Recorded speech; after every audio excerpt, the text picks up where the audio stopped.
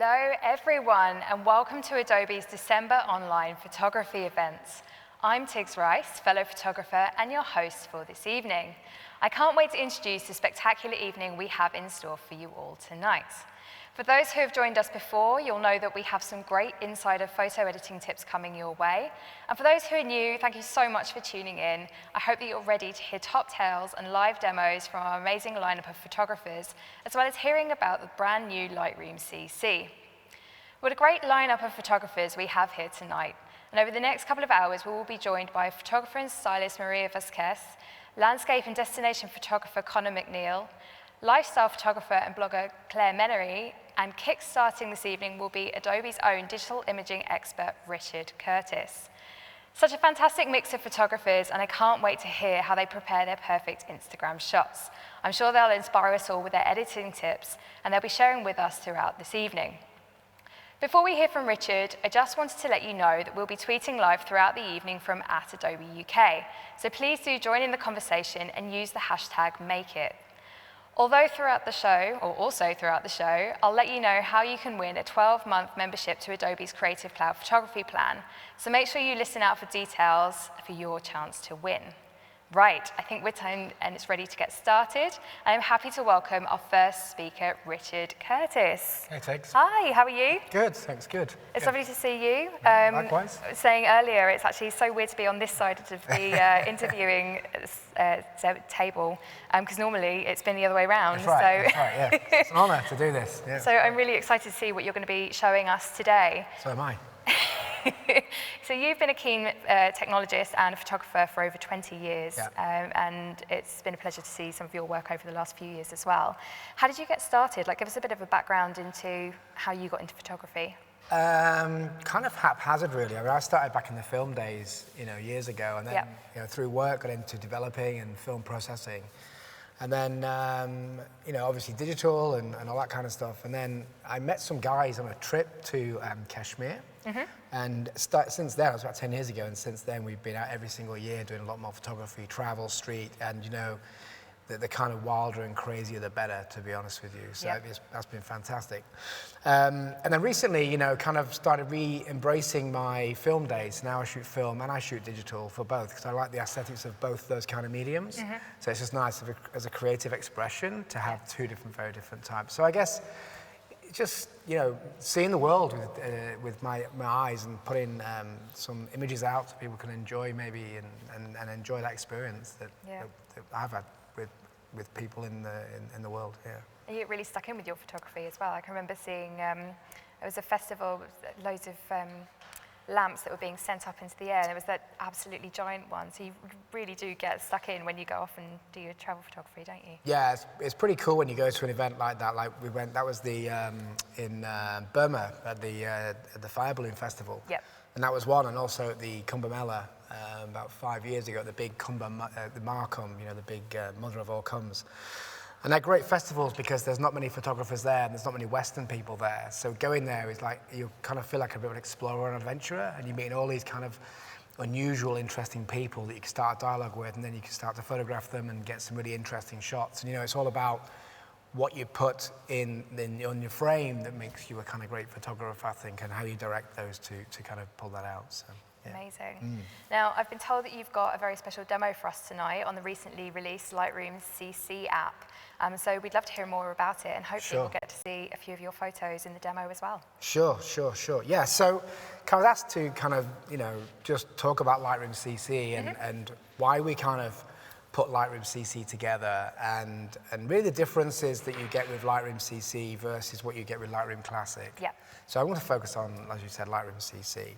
So really, if you look at what's happening in the market, the mobile phone is really the king of cameras at the moment, right? And the image quality is amazing. And what's great is that there's so many more people out there taking pictures, and great pictures with just these little devices. Yeah. So it's kind of reigniting photography for a lot of people. And also, everyone's got a phone or a medium in their pocket to take a photograph. So I use that more and more than anything else, to be honest with you. My phone comes out. I mean, I'm probably more likely to reach for that on a day-to-day basis than necessarily my camera. Yeah, and just grab a shot and off you go. And so we're seeing a huge increase in the amount of images being taken. But of course, what it's doing as well is it's reigniting the passion for creating photography again and images. And I think, since we released Photoshop back in the day, and then we released Lightroom, and Lightroom is really around adhering to the needs of the professional. Yeah. And that was an inflection point because people wanted to do more with their time and be able to work in batch and be able to, like a wedding photographer, we'd shoot loads of images, or like yourself, shoot loads of images of your style, and then be able to edit them in a certain style in a certain way. And there's a certain right time to do that. And for Lightroom CC, we kind of saw an inflection point in the market where people wanted to be able to take pictures on their phones or on any device they've got, and then be able to edit, but also be able to move across devices as they're in the editing process. So for example, if I'm traveling away, I will typically use a Microsoft Surface device just because it's lightweight and it's really powerful, and I use my first edit on there. And then as I'm moving around, maybe on a plane, I'll use my phone to do some more editing. And then when I get back home, I'll use my desktop Mac to do more editing and carry on. And I want to be able to transition between each device seamlessly without losing my edits. So people want to be able to edit anywhere, but also be able to use the tools intuitively without having to learn so much. We know that, Photoshop's an amazing product, and I love Photoshop, but it can be challenging to learn. And we're doing some stuff around that with training and support and things like that in the product. But people want to have that intuitive experience, They want to be able to kind of pick up a product and use it within a few minutes and get going with it and make some great, beautiful images. But they also want to have the power that you had with Lightroom Classic and with Photoshop at the same time. So there's always a balance and a bit of a trade-off. So with that, at our Max event, we launched our new photography ecosystem, being Lightroom CC, which is our cloud-based photo service.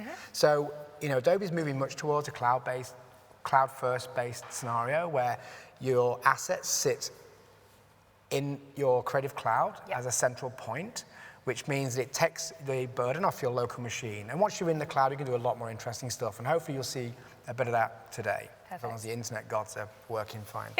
But it also means that you have the application across all the devices that you need. So across your desktop, your phone, your iPad, your Microsoft device.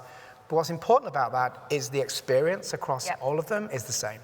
So if you learn it in one place, you can then transpose those skills to the next place. And you haven't got to, when you're trying to move pictures from your phone, like at the weekend, my girlfriend took some pictures on her phone and went trying to get it to her computer. It was really painful. With Lightroom CC, it goes straight into your Lightroom CC catalog, and it's already in the cloud waiting for you to go. So you haven't got to worry about it. It's really it's hassle-free kind of photography and editing, and it's really smoothing out some of those friction areas. I mean, one of the things that I think is a particular highlight, and looking at the people that we've got coming up and talking this evening as well, a lot of people use Instagram or social media, and being able to take photos that perhaps were on your phone and then wanting to edit them, but then you have to have them back on your phone again to upload to a lot of these social media channels. And it's really giving that consistency, so you're not having to email things back and forth to yourself as well. Exactly. So also with that, we also understand the challenge that people want to be able to store content and have that flexibility of storing your raw files, because essentially everything gets stored up in the cloud. As soon as you import, as you'll see in a little while, as soon as you import content, it goes straight up to the cloud. It's available everywhere.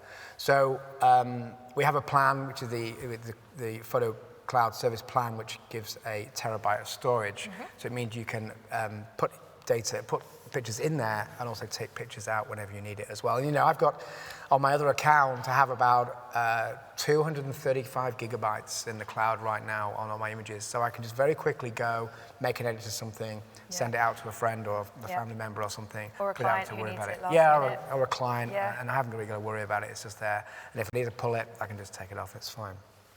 So, Lightroom CC is really aimed at the digital revolution, right? People want to work digitally, right? So it hasn't got print in there or any of the albums, building like a book and stuff like that and things like that. It's purely digital, which is fantastic. And we all live in a digital world now. And we all want that accessibility, right? So if we look at that in a bit more detail, you've got transparency of your images across whichever device you're on, which is really powerful when it comes down to being able to work consistently on your images. The rendering's beautiful on whatever device. It's absolutely fantastic, and you can zoom because you're working with a high-res image. You're not working with a proxy. You can zoom right in and get the best detail you can as you're working with that picture. So, I do a lot of editing on my phone, just because it's always with me, and if I'm on the tube, I can just make an edit. And when I get off the tube, it synchronizes back to the cloud. It's available to me when I get into the office or wherever I need to be. It's perfect. Really simple stuff. We try to make it really easy so that you haven't, as a photographer, got to worry about a lot of stuff. And we'll get into a bit more of that in a little while.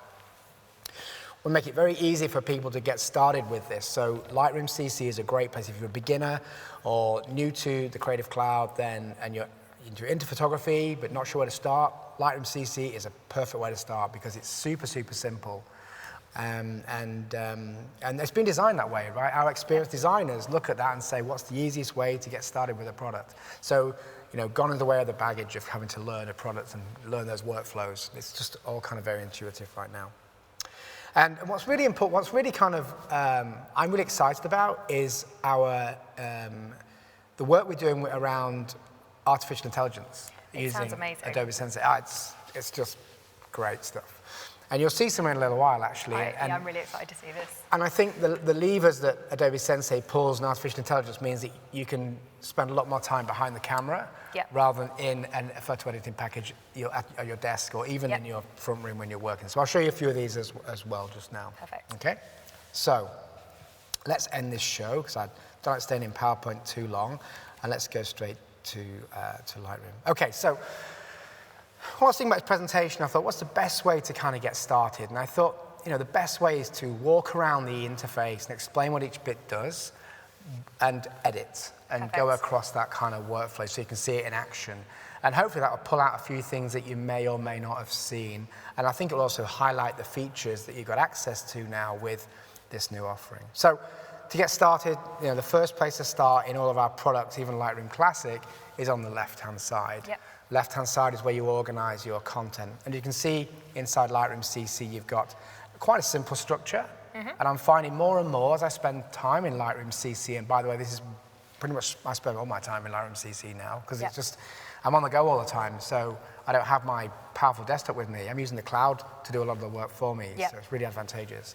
So I've got my albums here. So for example, we use the Berlin album. So I've got my Berlin content in there. And I shot at Berlin, I shot film and digital. So it means I can have both my content in there in separate places under the Berlin kind of folder, just so I know where things are. Perfect. It makes it really easy for me to do that. Now, obviously, I took a few hundred pictures. I've got 280 pictures in here for this demonstration. And you've got the grid view, and the grid view just shows you what's in that collection, if you like. You've got different ways of viewing that collection. You've got a grid view and a square view and a detail view. And you can see that the images are rendered really nicely.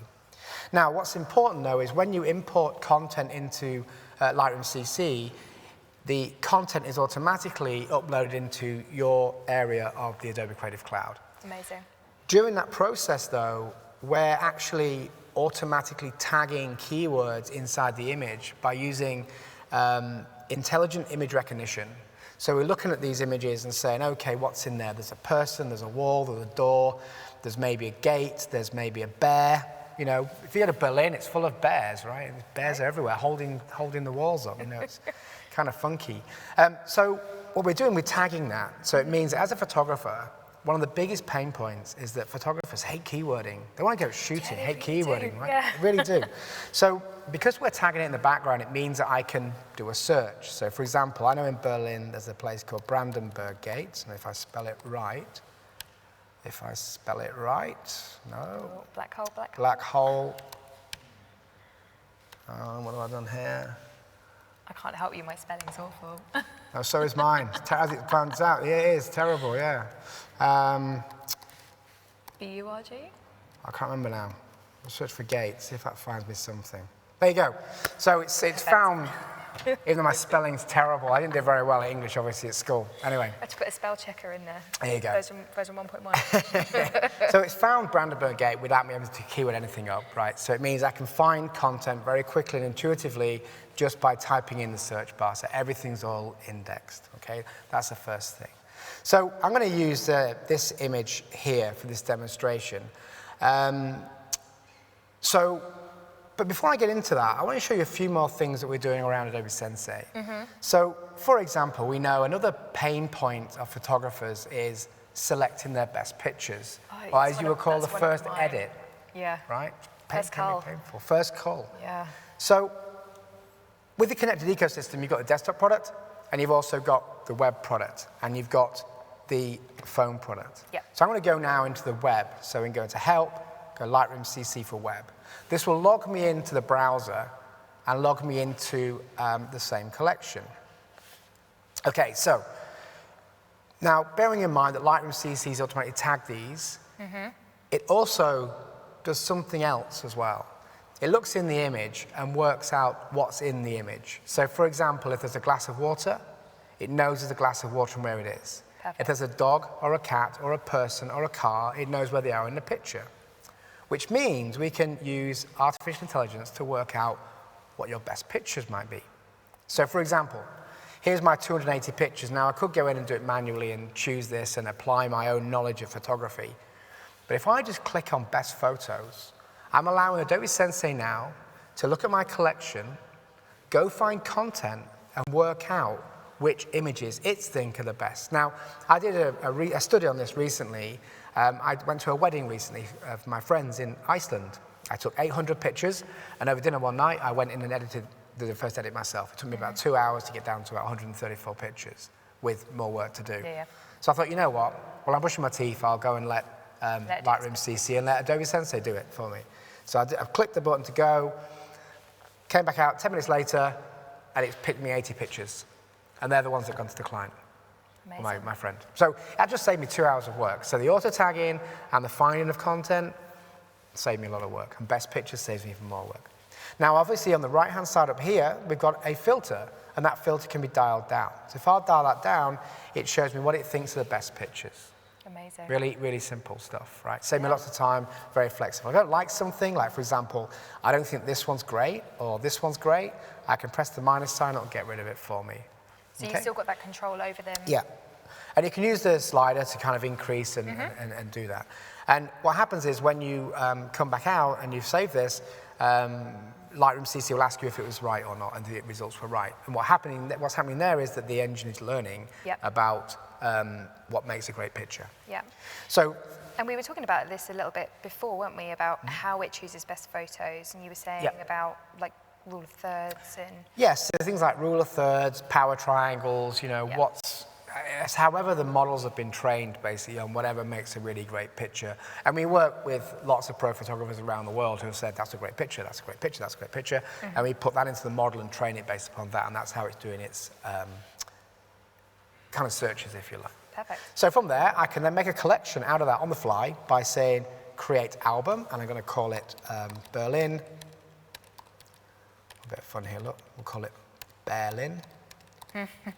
Best photos, and press copy. What it will do is it will now put those images into an area in the browser. Yep. But the great thing is, because it's just done that, and you see down here it's saying, what do you think about the best photographs? Good or bad? And you can say yes, and then you can say what your experience was, and then you can submit that and give it back to the team. Feeding back to the team is really important because it means they can learn from what the engine's doing in the background. And that's one of the great things about all of the Adobe products. Like you can actually give that feedback, and it, you know, that feedback can then be given and then processed into the next one. So actually, the more that feedback they get, the better exactly. the next one will be. And Lightroom CC is really important to get feedback from customers because we're shaping it around what everybody wants. So you know, it's good to kind of feedback and let us know what people need. So if I just go back to Lightroom on the desktop, you'll see there that information has been sent to my desktop product, and now my best pictures are available to start the edit. Now what I can do here is I can pick up the door that I'd like to edit on and now move into the tools. So I said everything was really simple. The tools are down the right-hand side. So I can very quickly go and modify my exposure, and I can modify my black and white. Now it may be that in my kind of working scenario that I want to be able to go out on the, go out and do a job or something, or just go to a client meeting, but I still need to work. So what I'm going to do is just move over to my phone now. I'm going to hide this quickly and go to my phone in view.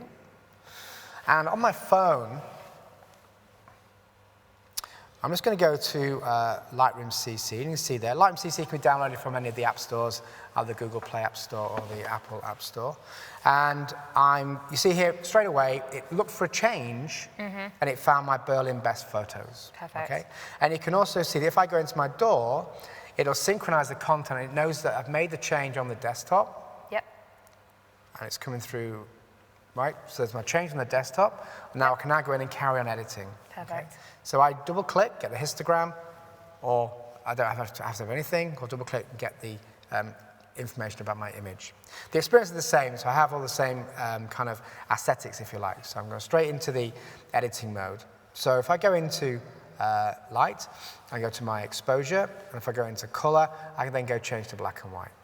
So I go to black and white, so I think it works really well, and I can add some contrast in by using the blacks. So I'm going to push the blacks right down.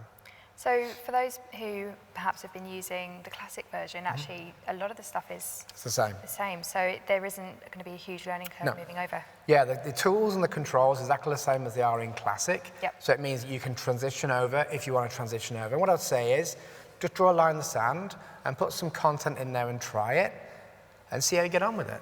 Yeah. Don't commit to everything right now. Just see how you get on with it and get used to the experience. And honestly, from my heart, I've been using this more and more recently, just because it's super, super easy to use, and it's worry-free. It's just really simple, right? And having stuff in the cloud just means that I've got my access to my great content wherever I need it. Perfect. So that's my edit done. So if I just so quick. If I move off the image, it synchronizes. You can see exactly what it's doing. So it's telling you exactly what it synchronizes to the cloud and what's where and all that kind of stuff. And then if I go back to my desktop version. Bring that up again.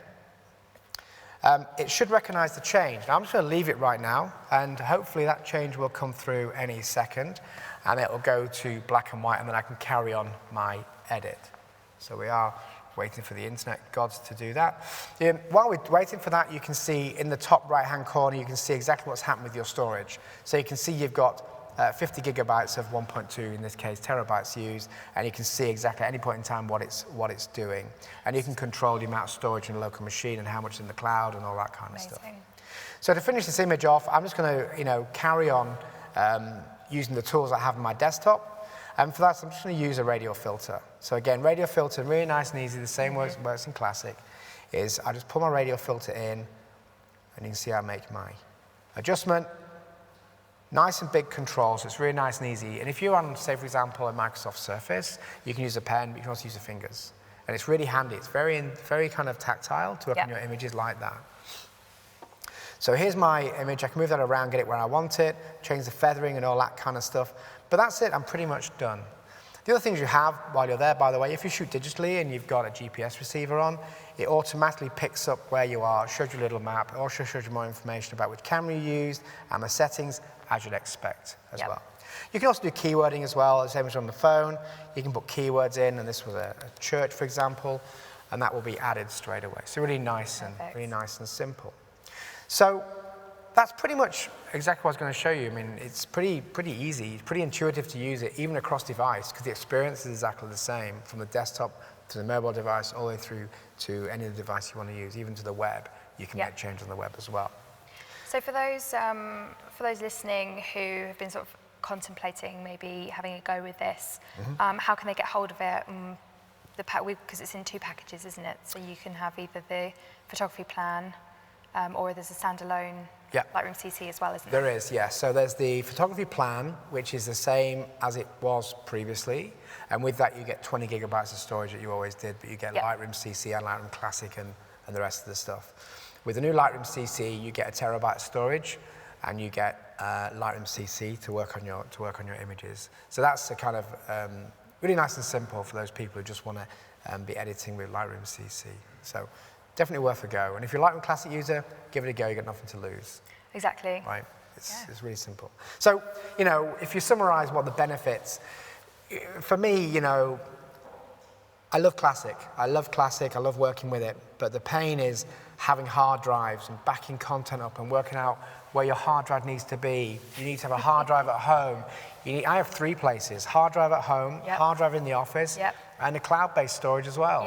You know what? Cloud-based storage, everything's backed up automatically. You haven't got to worry about all that kind of stuff. So it's a transition, and it's they always say always face those new opportunities, because there's always something you're going to get out of it. So I think that's definitely a message to try, is go try this and see what you think. Give us feedback as well.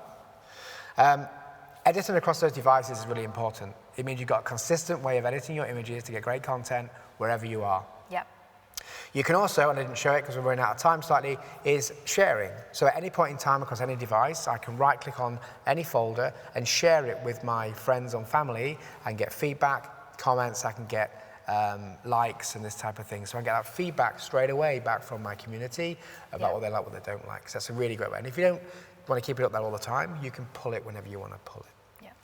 And of course, you've got all the artificial intelligence to help you out as well. And honestly, that's because we'll save you so much time. The automatic keywording and the best photos. It's going to save, even that one shoot I did saved me 2 hours.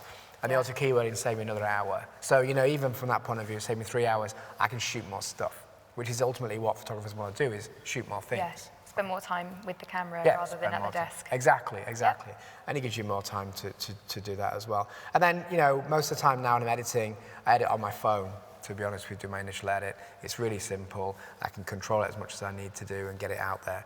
Perfect. I shoot a lot, so I want to get stuff out and done pretty quick. I don't change a lot, so I have a very tight editing workflow. So that's pretty much it. That's what I was going to cover. So hopefully that's been useful and you've enjoyed that. Engage on Twitter and social network, and if you have any questions, just shoot them across those networks, and we'll see what we can come out with. So, perfect. So if anyone was wondering, you can tweet us at Adobe UK, and we're using the hashtag #MakeIt this evening. So if you have any questions, you can always pop them over there. So thanks, Richard. It was great to hear about the new Lightroom CC. I can't wait to go home and have a play, especially with some of those Sensei options in there as well. Super cool. So yeah, thank you very much. You're welcome, no worries. Great. Thanks, Tiggs. So I'd love to hear if any of you have been playing around with the Lightroom CC app at home. Don't forget to tweet us about your experiences at Adobe UK, and we are using the hashtag #MakeIt. So I think it's now time to let you know how you can get your hands on your own 12-month Creative Cloud photography plan. And that would include the Lightroom CC there that we've just been talking about as well. All you have to do for your chance to win is share your best shot and edited images using either Lightroom or Photoshop, and do that via Instagram, Twitter, or Facebook using the hashtag #MakeIt. We'll be selecting our favorite entry by Tuesday the 19th of December. You've got plenty of time to get creative, so don't rush off quite yet, as we have lots more to come this evening. So I'm now pleased to welcome photographer and stylist Maria Vasquez. Hi. Hi. How are you? Fine, thank you. Thank you so much for having me here. Oh, it's lovely to have you, and I'm really excited to be talking about some of your work this evening, because the last couple of days I've been having a look on your Instagram, and there's some pretty exciting things going on over there, so I can't wait to see what you're going to be showing us this evening. So the first thing I'm going to ask you about is your new book, which is called Pastel Moods. For those of you who haven't seen Maria's Instagram, you'll notice a clear theme with lots of beautiful pastel colours throughout. I mean, I'm automatically drawn to it, and I'd love to know where the idea came from for the book. Yes, of course. So I was talking to my publisher, so we were trying to come up with ideas of what we wanted to do. I was pretty sure that I had the clear idea that I wanted to do something related about color, but also about finding like the beauty and magic in random things, like in everyday life. Yeah. So then he asked me this question. He told me like, so why do you do pastel colors? So why did you decide to do that for your work? And I told him that that was what those colors helped me really portray my emotions in my photography. Yeah. So he told me like, then what are the emotions that you want to portray? So I was like, okay, I want with my photos to have a sense of like peace, joy, calmness. So that's when the team came to, like Pastel Moods Palette. And it's kind of like a celebration to colors and emotions. Amazing. And yeah, I'm quite excited about it. So have you always worked with pastels? Were you naturally drawn to them anyway, or is that something that's developed throughout your photography? I've always been attracted to them, but I think it quite developed. At the beginning, I was experimenting, but then when I got to start editing more in pastel colors, I really felt quite comfortable. Yeah. So that's when I decided to stick to that theme. Amazing. And do you have a Yes. favorite color? Well, I love all of the colors, but I will have to say pink and mint color, Yeah. but I love them all. I'm a bit of a pink fan myself, actually, so I'm with you on that one. Exactly. So you have almost 130,000 Instagram followers, which is a pretty impressive number for Instagram. Can you give us some tips on how you create your content and how you keep your followers engaged? Yeah, so I think an important thing to have in mind is to know what your objective is on social media. So are you using Instagram to just showcase your work as a photographer, as an artist, or do you want to create brand awareness, or are you trying to make sales? So once you have your objective really clear, it's easier for you to work around it. Another thing that is super important is to have a team. Yep. Because once you have a team selected, it's easier for you to create content. You have a louder voice, and I think your audience will be able to feel more connected to you. Definitely. So I think that's really, really important. And once you have a team, it's not really like putting yourself in a box, but it's more about having your own like voice, original voice, and create nice things around it. Perfect. It gives more power, I think so, yeah. And how do you choose the content that goes on your feed versus what doesn't go on the feed? Like, do you have a little pile of things that you're like, oh, it doesn't fit the pastels? Yes, that's a very good question. So when I travel, I love to take pictures of everything that I find interesting, and obviously not everything is pastel. Yep. So what I post on my Instagram is the things that I have that are more colorful. And obviously I have other material that I would love to post on Instagram, but I try to stick to the theme. Yep. So what I found that is working for me is I have my Instagram, and then I also have my blog. So I'm able to put, to upload or do a curated story on my blog and just post the most powerful picture on Instagram. Yeah. So it's kind of having like a good balance of both things, and I think that has worked for me. So you're still getting to share the images, but you're choosing where those images are being portrayed. And Exactly, splitting yeah, them out. exactly. And what's your blog, if anyone wants to have a look at your blog? Yeah, so if you go to the webpage, I think it's on the link on Maria Marie, there's a link to my blog there that says Wanderlust.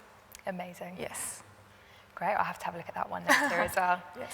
So how did you get into photography? Was it a passion? Like, where did your love of photography begin?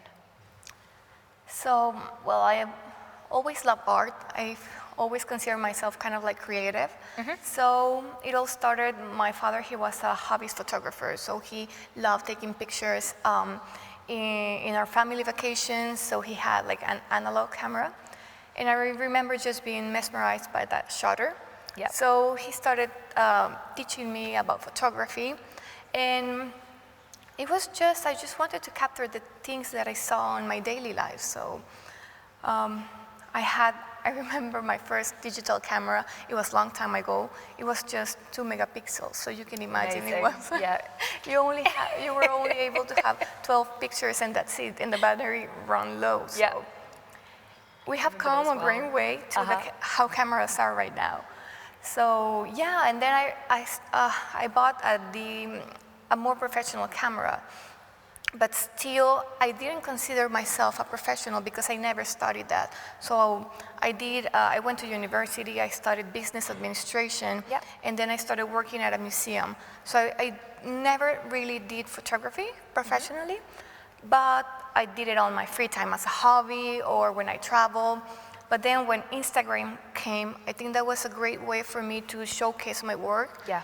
And people started to see my work, to like, to comment, and that helped me to kind of try to get better at my work, learn more. So I was reading books, taking courses like this online to try to experiment with my camera and also in the editing apps. So yes, after that I started getting contact by different clients to see if I wanted to do campaigns for them. Amazing. And after that, so yeah. at this point it then obviously blossomed into a bit of a career for you, didn't it? Exactly, yeah.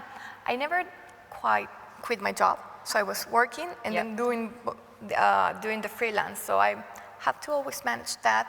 But I don't know, I think it's a good balance for me, and at the moment I'm doing this freelance, and yeah, I'm enjoying it quite much. And what have you been working on lately? Obviously your book, what other projects have you been? Yeah, so well, the book, we were working for it for about 8 months, so it took most of my time. But I've been doing campaigns for different clients, mostly social media content. So obviously it's a little bit different. I've been also working doing stop motion videos. Amazing. Yes. So there's loads going on for you at the moment then. At the moment, yes. So let's talk about your editing then. So obviously we're going to be having a look at one of your images in a minute. How does editing play a part in your photography? Like, is it a really important feature for you? Like, how much time do you spend editing versus sort of taking photos? Well, I think for me, it has to be a balance. I think it will be 50-50. I mean, once you have a really good picture, like the final touch will be to edit. For me, it's also an important part because I like to have consistency in my work. So that's why I like the editing process. I try to have a flow in my Instagram or in my portfolio for you to see, like whenever you see that image, you're gonna know that's my style or that's the way I edit. So it plays an important part. So we're going to have a look at one of your images Sure. now. So tell us a little bit about this image, where it came from, where you shot it. Okay, so this picture was while I was traveling this summer. It was in Prague. Amazing. So as you can see, it was a really, really sunny day. So the sun was really bright. And sometimes it's quite challenging to try to take pictures because you're going to have a lot of shadows. The contrast is going to be quite harsh. So that's why I decided to select this picture. Also, well, me coming from Mexico and then moving to the UK, it was a big change in the way I took photography. Because massively, yeah. Massively. So in Mexico, it's always sunny. Yeah. And I quite dominated the way I use my camera and my camera settings in that kind of light. Yeah. But when I moved here to London, it was quite challenging to try to get the same effect with this light. So it was kind of like trying to start all over again. So it was quite challenging, but it was fun to learn. I do really enjoy, obviously having worked a lot with photographers over the years and seeing, you know, for photographers from the Americas coming over and just dealing with the completely different, because the white balance is so different in terms of light. It's so different, and the colors that you get and the shadows. So yeah, it's kind of like learning photography all over again. And what tools do you rely on, obviously from moving over here, what tools are you relying on more in Lightroom for your editing? Like, is white balance one that you have to rely on a lot more? Well, normally I try to get the white balance from the camera. So I like to have it straight from the camera. But also, well, moving here, I get the opportunity or the chance to travel a little bit more. Yeah. So it was a challenge to try to travel with all of my lenses. So I normally use 24-70 lens. Yeah. And I really enjoy traveling with that lens because it's very versatile, right? It's very versatile. It allows you to move and not carrying the complete set. So one of the tools that I like to use is the lens correction, because when you use it wide open, sometimes it tends to distort the images, and more if you're taking to buildings or something more symmetrical. So I really like using that. Well, I'm going to pass over to you, and you can show us how you edited this photo. Perfect. Okay, so first optics. I like to do this since the beginning. So you can see it kind of like straightens up the picture. If you see this line, it just goes quite straight. So I will do that. And then I'll have some of the geometry. Yep. But it's something kind of like intuitively, like after you start editing or do these for a while, I think your eye kind of get trained, and it's easier for you to intuitively know what your photo needs. Yep. And also it's important to know that not all images will require the same editing. So you almost need to be very flexible. So at the moment, you're straightening some of those lines, aren't you? Exactly. Just trying to have it a little bit more symmetrical.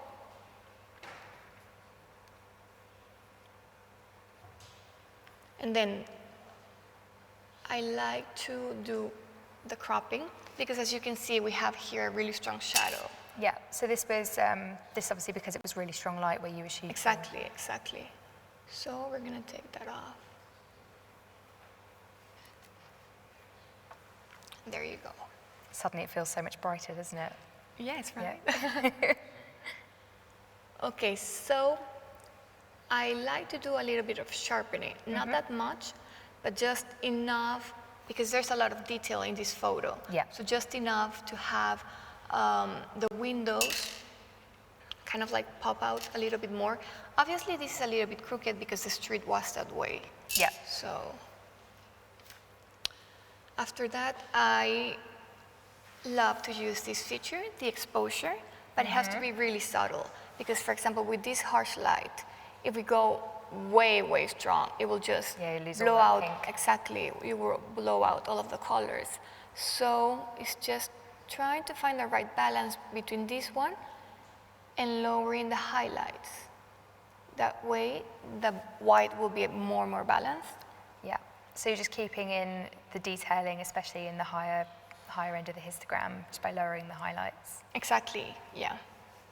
And then, for example, in this picture in particular, I like to use this feature of the shadows, because then you can see the depth of the windows. Yeah. You can actually see that there's something inside of it. So much more detail has just popped out from that image, hasn't it? Exactly. So do you spend quite a bit of time in the sort of like around the exposure? Is this the part that you do most of your editing in? In Lightroom? Yeah. Yes. Well, normally I feel more comfortable using Photoshop. Obviously, it's more work. When I started using Lightroom, it felt it's really, really easy. It's really intuitively to edit in this, with the features that this new app has. And when you're shooting, so let's say, for example, you've taken this shot, would you, like how many different versions of this shot would you take? Would it be just one, or would you maybe have got 4 or 5 and then pick your favorite from? Not really. Perhaps tops I will take 3. And as I told you, I will be using the zoom lens if I'm traveling. So I will just take in different, like in 24, in 50, and in 70, and just from those choose which one I feel more comfortable with. Perfect. Exactly. So now for the pastel colors, I like to bring the saturation a little bit up, but not that much, because then it's gonna be kind of like a really, really harsh color. So you always want to keep it very, very subtle.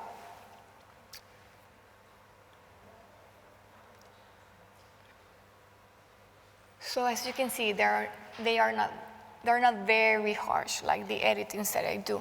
It's normally very, very subtle. Little touches here Exactly, and there. little touches, because I really like to have the photo more with my camera, and just when I bring it, I like to do a lot of color correcting, because when I'm doing,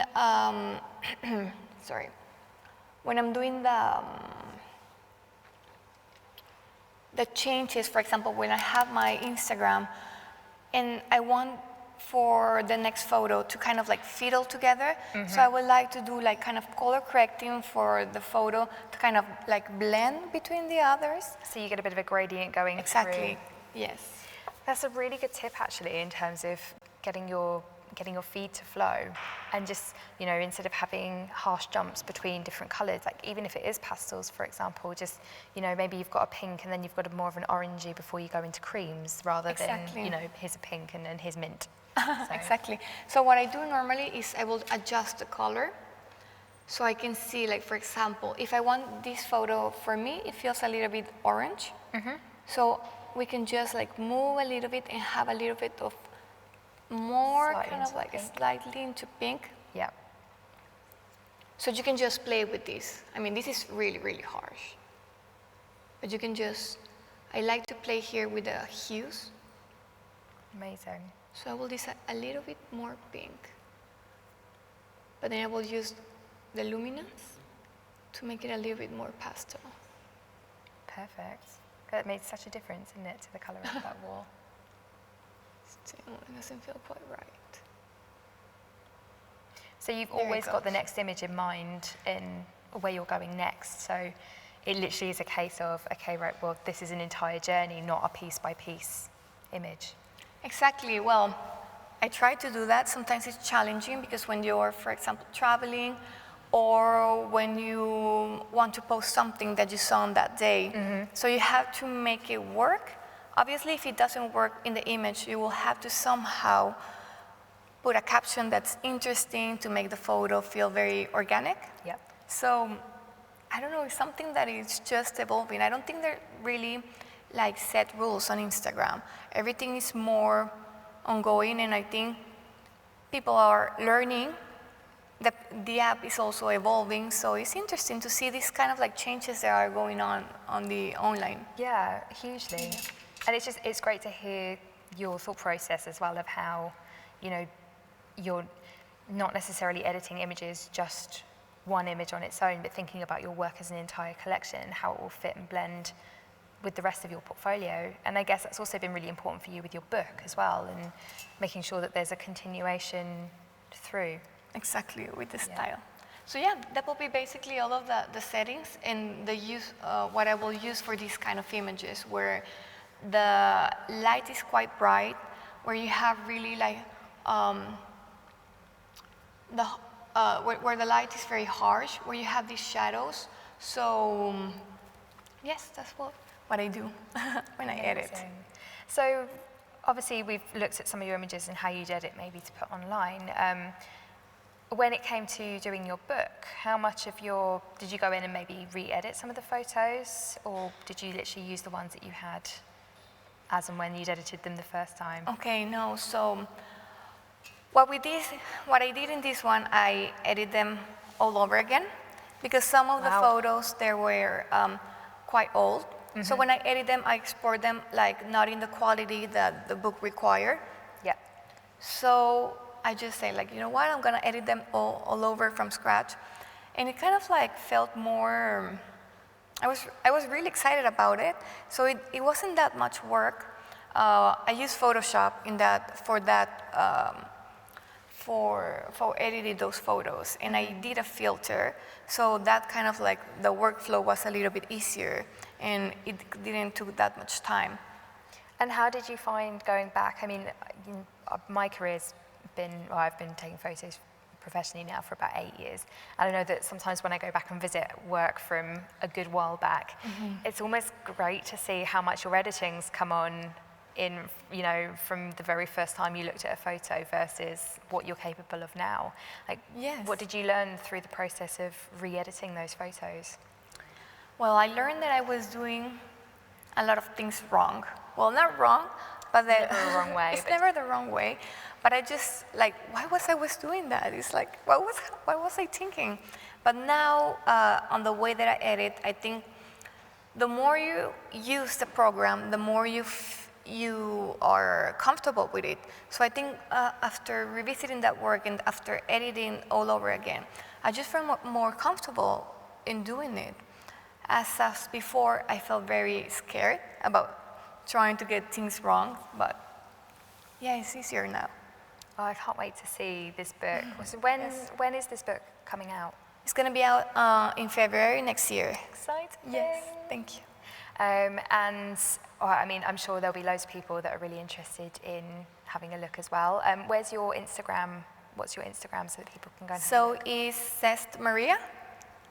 Amazing. Yes. And what's coming up next for you? What's in the pipeline for you? Obviously, you've got the book coming up. What else have you got planned for the next couple of months?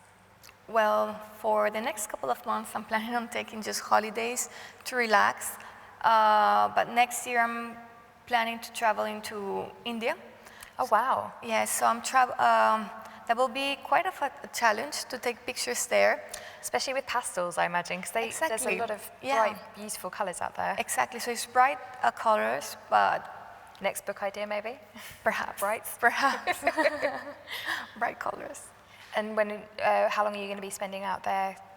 We're still, me and my husband are still planning where we're going to go, and let's see. And is he into photography as well? No, he's not. So he won't be bringing the camera and fighting you for the best shots then.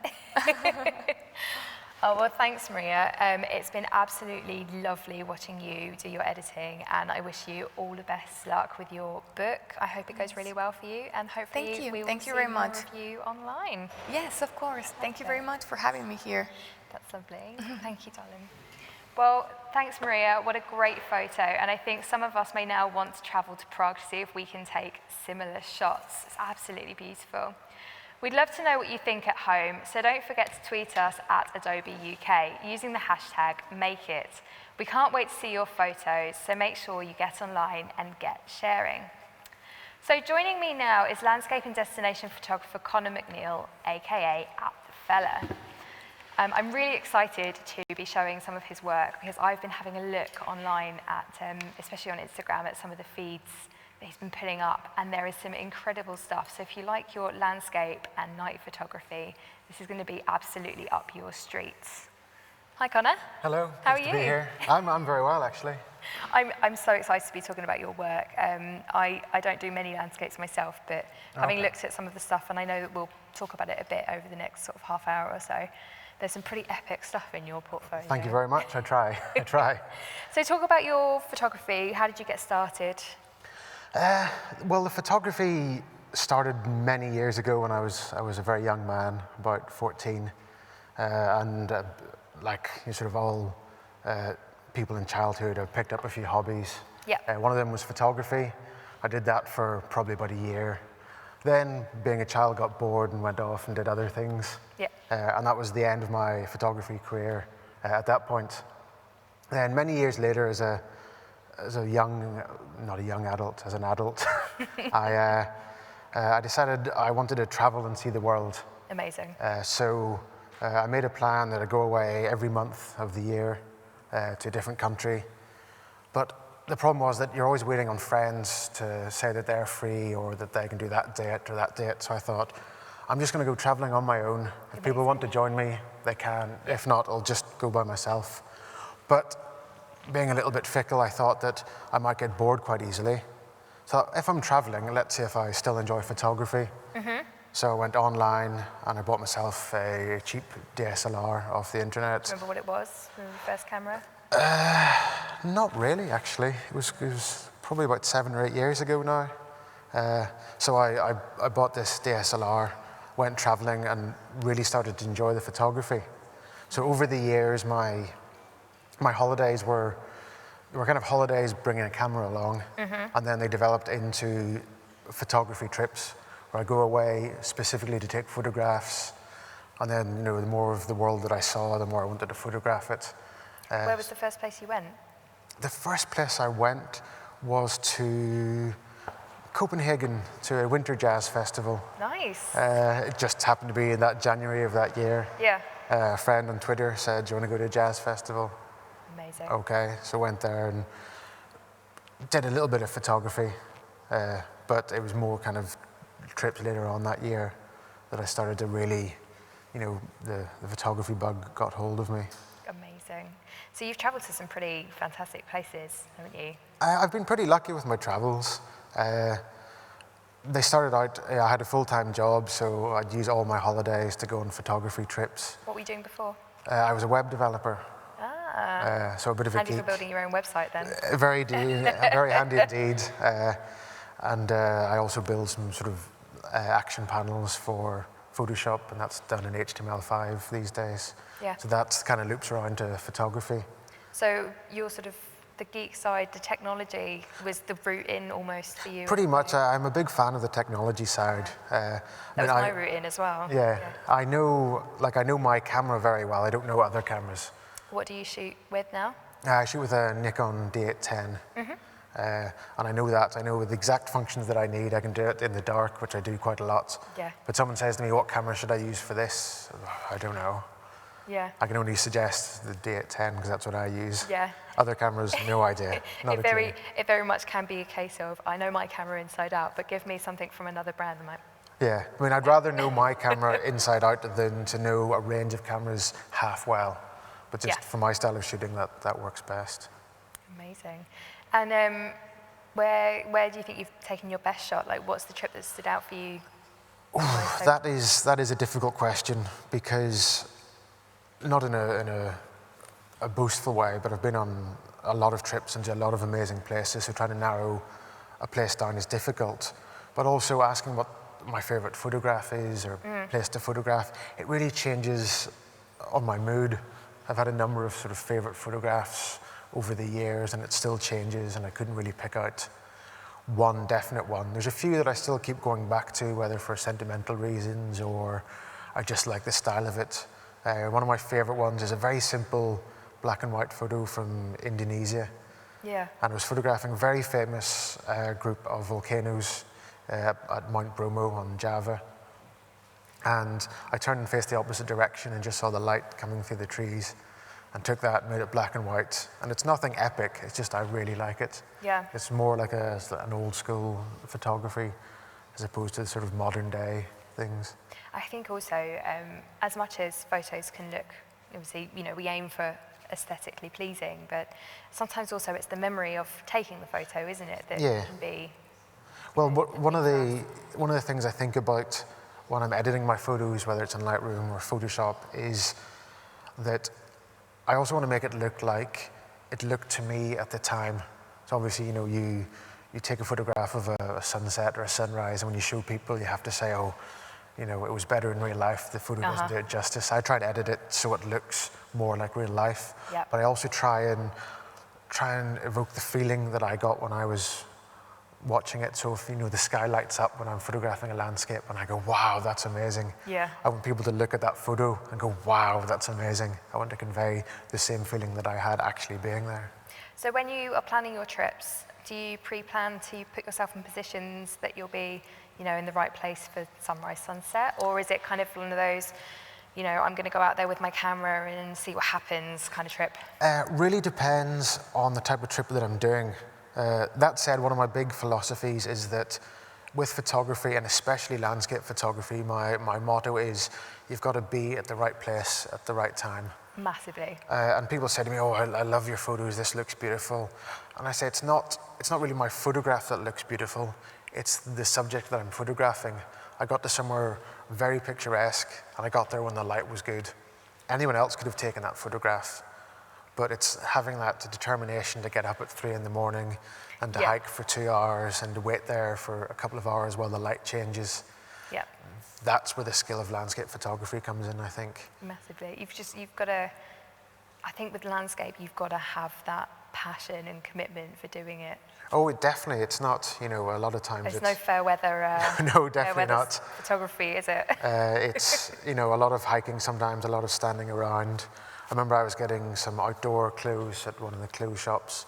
And the guy said, oh, what do you need? You know, will you be hiking a lot or will you be standing around and not doing much? Yes. Yeah, a little bit of both there. So it's quite hard to pick those clothes. So back in those days, I would do a lot of planning for the trips.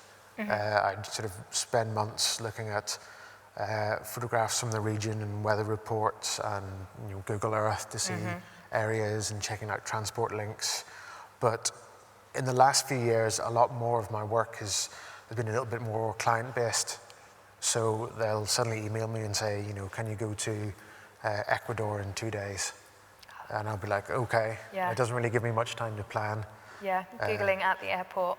What yeah, can I yeah. get on this free Wi-Fi for Yeah. 1 hour? Yeah, Sarah, can you please turn off your phone? We're about to take off Yeah. now. Like, so again, that doesn't leave me much time to plan. So in those trips, sometimes it's a bit like, I'll bring my camera, see what I get. I obviously know some certain good locations that I want to photograph. I thought, right, this could be a good shot.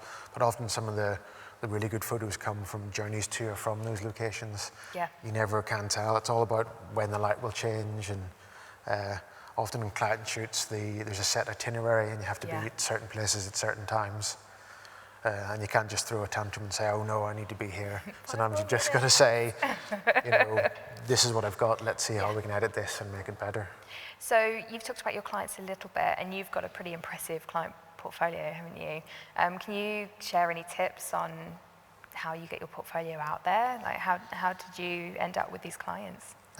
Well, having a lot of Instagram followers helps as well. I mean, people can get the marketing side of that as well as the photography side. But even before that, I was very involved in the sort of the Flickr community and the 500px and all the photo sharing websites. And then, you know, having your own websites, being able to show your best work, and you know, in a way that you want to show it is important. But also, when it comes to choosing clients, I was very picky at the beginning. When you start to get noticed, a lot of people come towards you, and some people will just take the first thing that comes their way, and then they get maybe pigeonholed into something, or they go down a path they don't really want to. I was very particular in which clients I worked with, and I kind of always aimed for the field that I wanted to go into, which was sort of landscape and travel and tourism. So I always aimed for those clients. And then once you work with a few of those clients, more of those clients come in, and that sets you on the right path that you've decided to go on. And tell us a little bit about what you've been working on recently. Recently, the most recent big trip, I guess, was over to Alberta last month. That was for Travel Alberta and Tourism Jasper. So this time, sort of every year, there's a dark sky festival in Jasper, and they do a lot of astronomy talks, showcases, a lot of science things, and then at night time you go out and try and find some clear skies and photograph the stars and the Milky Way and potentially the aurora if it's active at that time of year. Actually, we were talking about this earlier, and one of it was specifically those that I picked out of your feed as being some of my favourites. Okay. Talk us through what it's like to, like, what are the challenges that you face when photographing night skies? Apart from the cold. The cold, well, it depends on where the night skies are. Yeah. In somewhere like Norway and Iceland and Canada, you know, a lot of the time it can be very cold, especially if you're shooting sort of the aurora night skies. My first time shooting them was in Iceland with my friend Greg Annandale. And the first night there it was minus 25, minus 30. And it was like that all week. And it was great because the skies were so clear. But when you're sleeping in a camper van and you're waking up with ice on your face. And you're doing long exposures. And you're doing long exposures. In fact, the two of us would set up tripods in sort of different areas to get different shots. And we'd do our sort of 25-second exposure and then sprint between each other just to try and keep warm. When if any tourists happen to be coming past at sort of 2 a.m., they'd see us shouting and doing star jumps. But these are the things you have to do at, you know, that time at night to keep warm in those conditions. And like we've said already, it's a definite commitment, isn't it, to getting those shots? Yeah, I mean, that's, you know, other people, I've been out on trips to do nighttime photography, and as soon as you get back from the day or dinner at 10 o'clock, oh, I'm tired now, I might just go to bed, or I'm going to go out till 3 o'clock. I regret it the next day, but it's good to have those nighttime shots. Yeah, exactly. I went to Iceland earlier this year, and it was literally a case of, I'm not going to sleep. I am literally going to stay up. I think I stayed up for 4 days total. Really? I'm not going to miss anything. So yeah, I completely get that. I remember one of my previous trips to Iceland with Greg again, we went for the midnight sun. Yeah. And obviously it doesn't get dark then, and the best time to shoot is actually nighttime. Yeah. Because it's 5-6 hours of golden hour. So what we would do is we'd flip our days around. So we'd shoot in the day. during the night and then sleep during the day. Yeah. So that was interesting. It was kind of the worst jet lag you could possibly get. I can imagine. Because they're in the same time zone as here, but Yeah. but completely flipped around.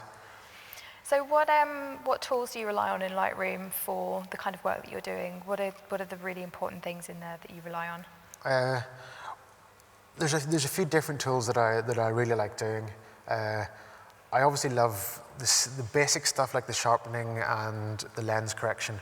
That's really simple to do and generally needs done with every photo, Yep. especially using the sharpening in Lightroom because it's capture sharpening and it's sharpening sort of the raw file, as it were.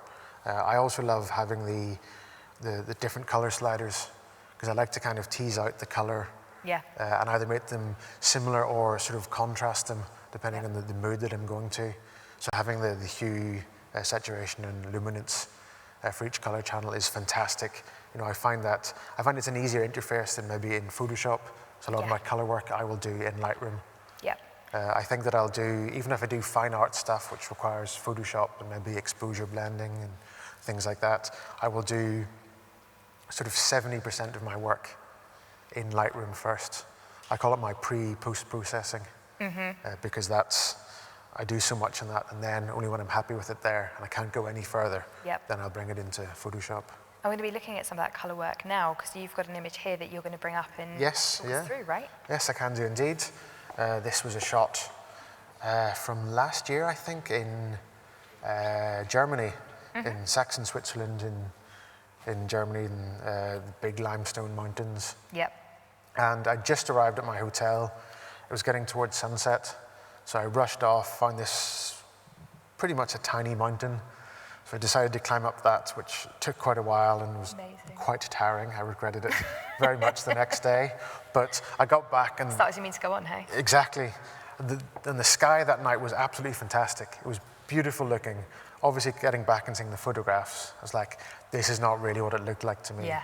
So the idea is, I'm not going to, add any color or anything to it. I'm just going to tease out the color that's in there. Perfect. So let's have a look. It's a little bit dark at the minute, so I'm going to start with the light. You can see there's not much color coming through from the clouds there. So they're maybe slightly too bright. So I might just bring down the exposure a little bit.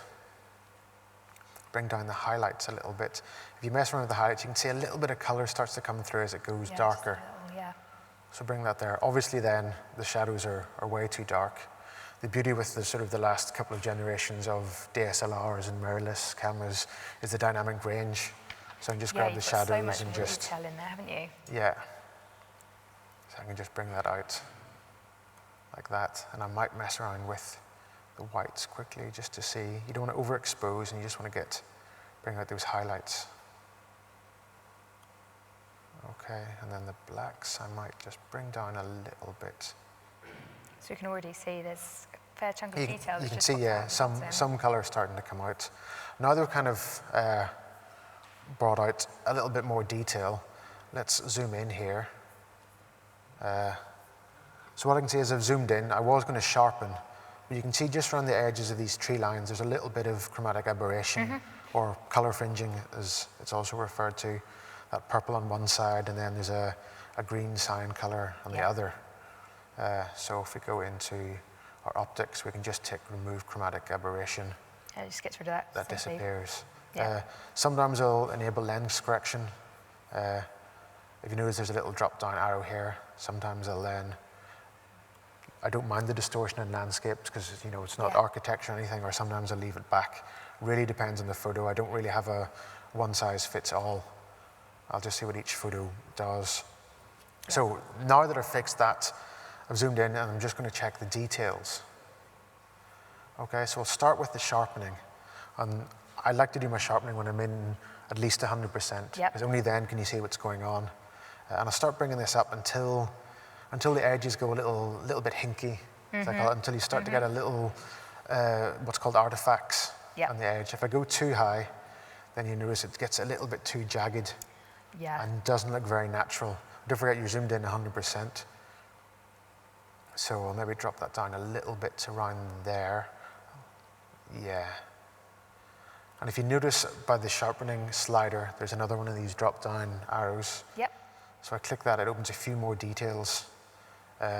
With the landscape stuff, obviously it might be displayed in quite big formats. I'm very particular about getting the sharpening correct.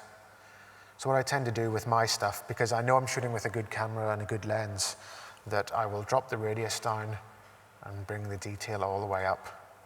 And that's really sort of getting the very fine details and bringing that out. Yep. If you've got sort of lesser equipment, sometimes you can make it look less good. But with this, I know that I can do this and it looks good. Now, an important thing that a lot of people don't really use that much is the masking, which will show you where you're applying that sharpening to. So what I can. It's a handy hidden tool. It's a handy hidden tool. Again, with the masking, you can bring it up and try and see to see what you're trying to do. But with sharpening, that's quite difficult. So if we hold down the Option or the Alt, I believe, then that shows the mask. Yep. So wherever the white is, that's where the sharpening has been applied, and wherever the black is, it's not being applied. Obviously, I don't want to sharpen the sky. Yep. So looking for just where it's sharpening the very edges. So maybe round about here, I think I quite like. Yeah.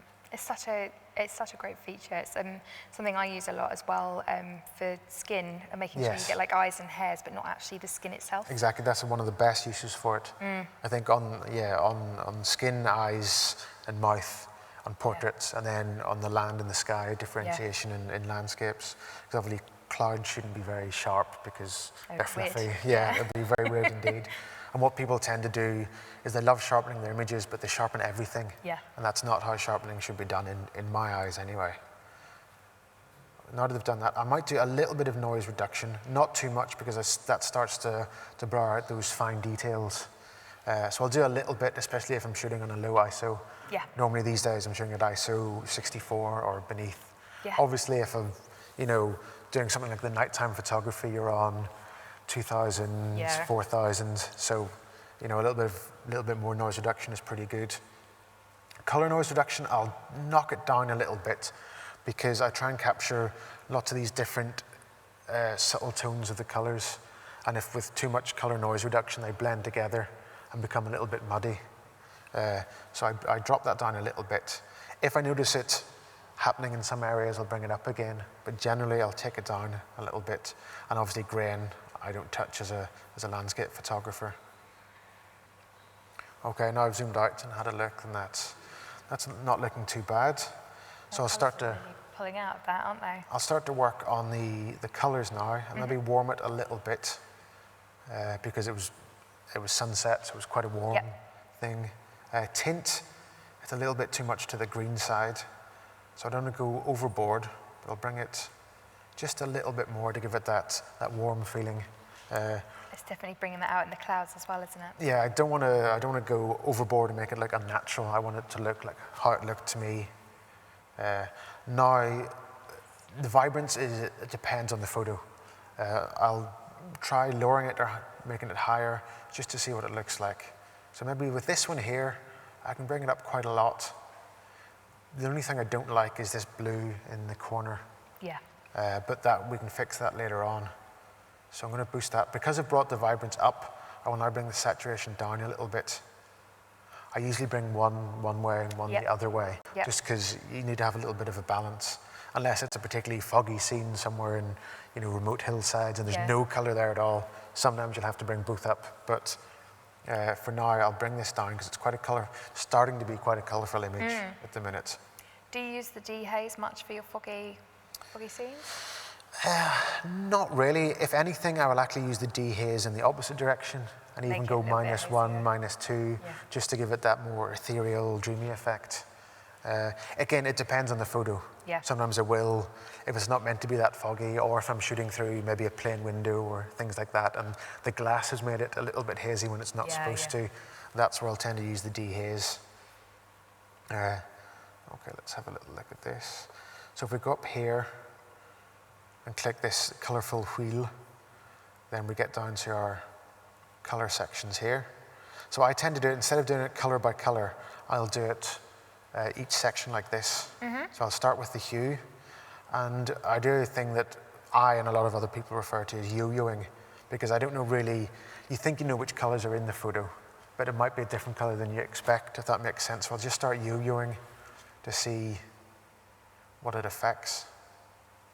So you can see that that's affecting those little bits in the clouds. I'll go to the next one, I'll just start yo-yoing. I'll do a little bit this direction. So it's very small changes. Sometimes very small changes, sometimes very big. It just depends on what it's, so you can see this makes quite a big difference. Yeah. Because when we're dealing with greenery and foliage, a lot of that color is to do with the yellow channel. Yep. And you can make it more yellow for an autumnal feel or more green to try and correct it and make it look a bit more natural. Sometimes if it's too yellow looking, we don't realize it looks slightly toxic in a way. Yeah. So I might make this just a little bit more green. Again, with the green, there's a little bit in that kind of bottom corner. So I might just bring it up a little bit. Aqua, I don't think there's a lot, but we can play around and see. No, not really. No. Not really doing much. Blue, obviously there's that blue in the corner. So by making it slightly more towards the purple side, that blends in a bit more with the rest of the sky, makes it look less obtrusive. Purple, probably the edges of the cloud, yeah. Yeah, a little hint in there. So I'll do a tiny little bit, and again, magenta will be the same kind of thing, just around the edges of the cloud. Now they've gone through and sorted out the hues, just to balance them out. Yep. Then I move on to saturation, just because that's next in the list. There's no particular reason. Obviously, I'm trying to bring out some color, so I'll boost the reds. I don't want to go too far, because that makes the fringes of the clouds go a little bit weird. So bring it down a little bit there. Orange again, I'll start to yo-yo. You can see too much looks ridiculous. Yep. You just want to boost it a little bit. Hint. Yellow, we see that affects. It's definitely that field. Yeah. So actually, I don't mind that field too much. I can bring it down a little bit, because if I make one sort of channel more saturated, I like to try and bring down another channel. And I'll never do a lot of global saturation. It'll just be sort of color channels. Okay, greens, let's have a little look. Again, it's doing those bottom parts and some of the edges of the trees, which adds a nice little accent to it. Aqua, I'm not going to bother with, because when we did the hue, we couldn't really see any. Blue, obviously that corner starts to look ridiculous up there, so I'll desaturate that. Yeah, just to give it a more brings that sky back a bit, doesn't it? Natural feel. Purple, I'll do a little bit, because you notice I've done the orange and the red in the clouds, and when we did the hue, we noticed that the purple and the magenta were those areas where it transitions from the cloud. So by just boosting this up a little bit, it gives us a slightly smoother transition. And then luminance, or the brightness of each color. Again, we'll do this. We want to maybe boost this a little bit. Orange. So this is lifting, especially in the sky, isn't it? Yeah. Again, yellows was that field.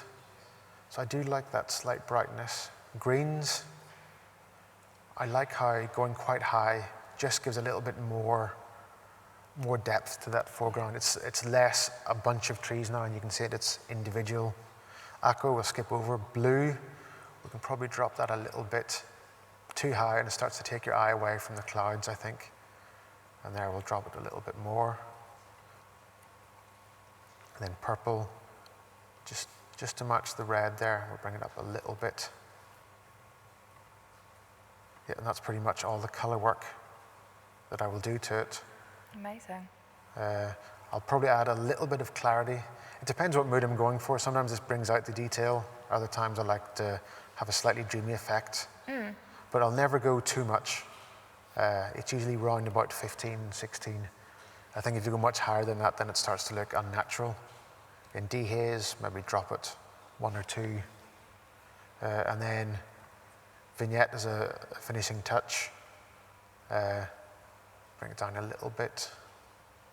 And touch around the edges. Yeah, I like to feather it quite a lot, just to make it soften look. it. Make it look like there isn't a vignette there. You just want to guide the eye towards the center of that. Maybe bring the midpoint down a little bit. And then brilliant slider here is the highlights, where this can make sure that your sky, which is particularly noticeable if there's a vignette, it brightens that a little bit and tricks the eye into thinking it's not there. You still keep the vignette thing, but it's not as obvious. Perfect. Well, it's made such a difference, that image, hasn't it? Yes, yeah, it's quite a big difference if we go back to the original one. We do side by side with this. There we go. Wow. Yeah. Bring out so much, and obviously so much detail in the foreground of that image as well. And just stuff that you wouldn't have seen in the original one. And again, I've added nothing. I've just pulled out the data that's already in the raw file, which is one reason why any beginner photographers should stop shooting JPEG and start shooting RAW, just so they can see the power behind it. Yeah, because there's so much. I mean, not that you ever want to rely on it, but just knowing that you've got a good few stops either direction to save yourself. Yes, yeah, definitely. When you've just got that shot and you've got your camera out as quickly as possible. It means you can be a much worse photographer and still get results. So we need a helping hand anywhere we can get it. Oh, it definitely helped me when I started with my photography. Oh, yes. Because I came from the retouching side before picking up the camera.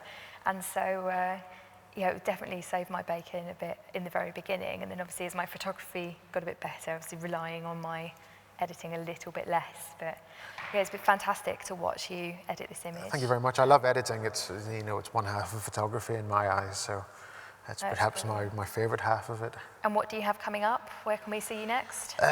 Coming up, I think. Well, I've got a workshop that I'm teaching in the Faroe Islands coming up in April. That sounds amazing. And maybe a shoot in the Moroccan desert sometime in the next few weeks. But again, I'm not entirely sure until probably a few days beforehand. Well, I hope everything goes well, and I hope that trip is amazing. Thank you very much. I will look forward to seeing everything appearing on your Instagram very soon. Excellent, another fan, thank you. Well, thank you so much for sharing your work with us today. If you've loved what you've seen, if you want to tell us anything, or if you want to show us some of your own work, then you can get in touch with us. You can tweet us at Adobe UK with your thoughts on this evening's speakers and what you're learning so far. Or if you've been inspired and you want to be showing us some of the work that you've been making, feel free to send that too. We'd love to see it. Don't forget, you'll also have a chance to win Creative Cloud Photography Plan by sharing your photos and editing them using tips you've learned in tonight's show. Now, on to our last speaker, lifestyle photographer and blogger, Claire Menery. Hi. Hello. How are you? Very well, thank you. I'm so excited to have a look at your work this evening as well. Give us a little brief insider into what we're going to be having a look at this evening. So we're going to just be looking at, I shoot many different things, but what I'm going to start by talking about is the location shoots that I do, because I find the tools that I use within Lightroom are the most interesting to me to talk about, and I think whenever I speak to someone that doesn't know much about Lightroom or knows anything, and I show them just a few of the tricks that we can do, they're like, that's amazing, and it's nice for them to learn something. So I thought I'd start with something that's technically quite a simple shot, but you can do some really interesting things with. I think it's going to be so helpful for some of our listeners out there as well. Definitely. So definitely stick around for this one. So tell us a bit about your photography. How did you get started? I guess photography was always just a hobby.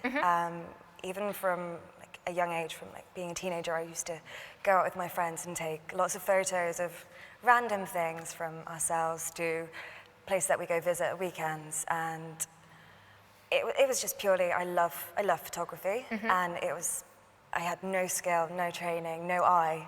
It was just snap happy, and for a few years that's how I continued, and then at university it kind of died a bit of a death. What did you study? I studied law. Wow, completely which different. is not creative, it's not visual, it's the complete opposite. And I did that for 3 years, and then I left the world of law behind and decided to go into something that was a bit more creative, a bit more suiting to my personality. And I kind of fell into PR. Yeah. Obviously that's a little bit more creative. And I kind of, I started to pick up a bit more of an eye for things, because obviously you have to deal with a lot of press materials as images for, I used to work in restaurant PR, so it was interiors, portraiture, food and drink. So I kind of started like getting an eye for things that way. Yeah. And around that same time when I was just getting started in PR about 5 years ago, I started a blog, and the blog was kind of just an outlet for me to waffle, ramble, and talk rubbish, and also share photography, and just purely, it was a personal thing that it's just something I enjoyed doing. Is that blog still around? It is, and it feels like it's very much a full-time job on top of the photography side of things. What's it called? It's called ISWAS, or it stands for It Starts With a Story. Yeah. So everything is a story that I tell, or nonsense that I ramble, basically. I kind of use that as an outlet of my photography, and I grew every year. I was getting a better camera and upgrading every year and understanding more about how to use a camera, because it's completely self-taught, and through trial and many, many errors, I picked it up. And then it was about 16, 18 months ago that I decided actually PR wasn't where my passion was, and I really enjoyed photography, and I was doing it for clients ad hoc, and I would often be asked by people, oh, how do you take a really good photo on your phone, and what do you need to do? And I was that go-to person, and I was like, actually, I know a bit, and I have that's kind of my eye, and that's people like it. So it kind of happened, and I made the decision, and I was just like, yeah, this is where I'm going to go, because why not give it a shot now, and you never know where it'll go.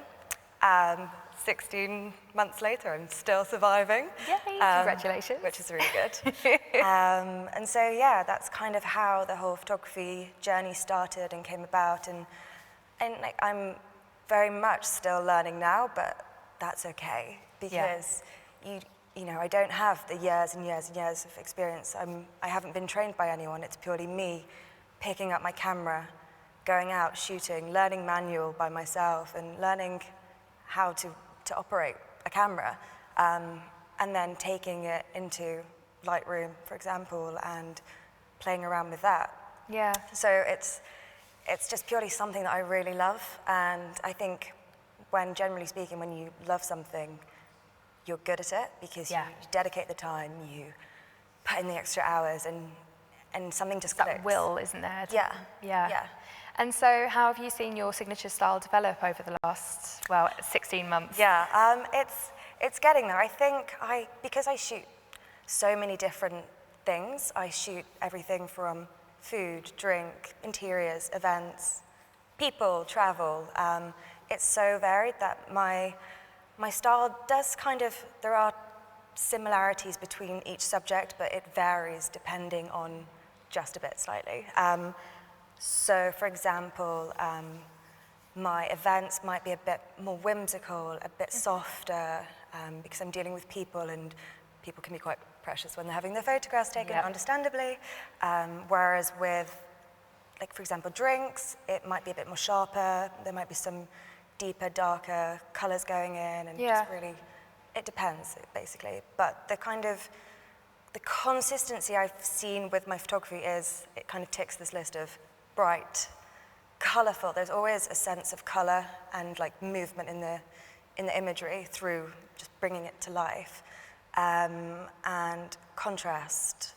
And I think someone actually said to me the other day that my photography is real, in the sense of that you can imagine yourself in that scene, whatever I've taken a picture of, it resonates, and you can pop yourself into that, whatever the scene is, whether it's a picture of a street somewhere with lots going on, or you're at a table with friends and you're at a meal. So it's got that kind of grittiness real, but in a lifestyle, in a very colourful way. Yeah, well, great feedback to have. That's amazing. Yeah. So what advice do you have for those just starting out on their photography journey? I do actually get quite a lot of people just say, like, how did you begin, and how should I start? And I literally, what I said before was, go for it. There is no right or wrong answer. There isn't. It's a lot of trial, a lot of error, and it's practice. Practice makes perfect, and it's true. And with photography, I think what's so great about photography is the fact that it's your eye. It's so subjective. Yep. And it's art in the sense of like you can create whatever you want to do, and yes, it might not be the same as someone else's, and they might go, "You're doing it completely wrong." I've had that very recently. Who hasn't? And you know, you just want to shout back and say, "I'm not doing it wrong. I'm doing it my way." Yeah. And my way ends up looking like this, and that's exactly what I intended. And that's okay. And that's okay. Like Yeah. you don't have to.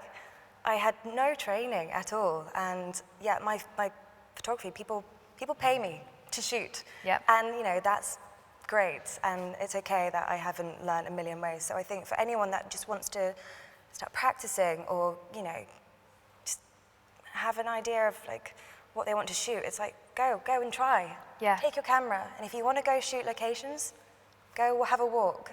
If you want to shoot food, just go into a restaurant or set up something at home where you feel comfortable to begin with, and practice, play. There's no right or wrong. In my books, it's just go for it.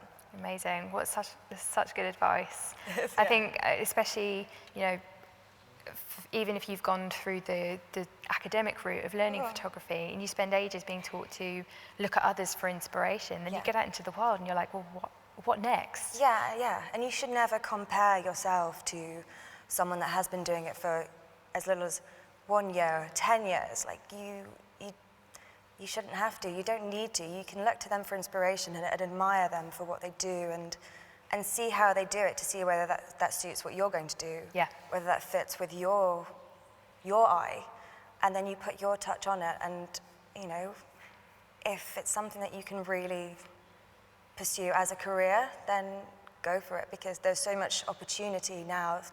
There's so many more ways of shooting and seeing the world and seeing photographs, that there's plenty of space for every kind of photographer out there. Definitely.